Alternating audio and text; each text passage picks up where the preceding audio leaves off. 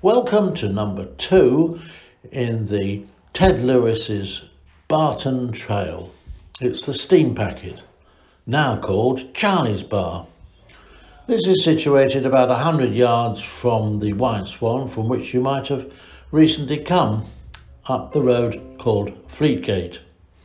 This road was one of the most bustling in Barton in the time of Ted Lewis, and of course it was the road up which Hoodless would drive his cows on the way to Holydyke to be milked. There was a pub called the Steam Packet before 1848 in a different place. That's at the bottom of the railway station, which is opposite the White Swan. This property was demolished because the railway arrived, and the business was transferred to its current location in 1848. It's had several owners and licensees, of course, since then, but in 2000 it became a wine bar when Mr. Colin Booth bought it. Subsequently, the pub under different ownership has reverted to a traditional boozer, and it now sports a pool table and some popular music. How did it get its name? Well, steam packets sailed regularly from Barton to Hull in Victorian times, and of course it was after these that the pub was named.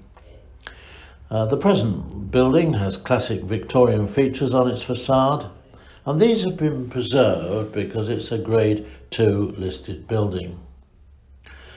Ted Lewis immortalised the pub in his autobiographical novel called The Rabbit. That was in 1985 that it was published.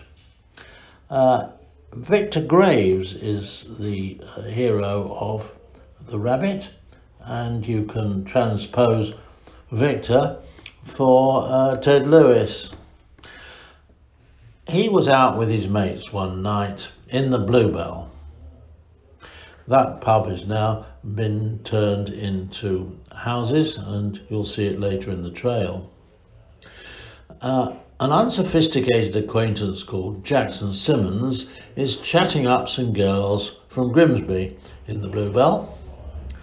After an altercation with the local bully, Victor and Jackson make haste to take the girls down to a different pub, the Steam Packet, where in the back room the girls accommodate them in a session of heavy petting.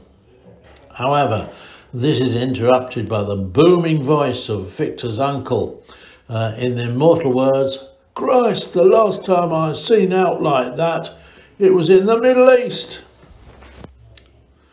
The shenanigans had been spotted fair and square by Victor's dad and his brother. In the 1950s, of course, you'd be in trouble for such activities with young girls. Well, that's the Steam Packet, or Charlie's Bar, but we're now going to walk further up Fleetgate. Imagine it's full of shoppers and the main thoroughfare in the town. The store, Smith and Melton, is on your left. The accommodation behind the facade lives one of Ted Lewis's contemporaries, who now, and has for many years, drawn Desperate Dan and other characters for J.C. Thompson, the publisher of The Dandy and other comics. On the top of the road, we're going to pause again for a while to see the buildings around that junction.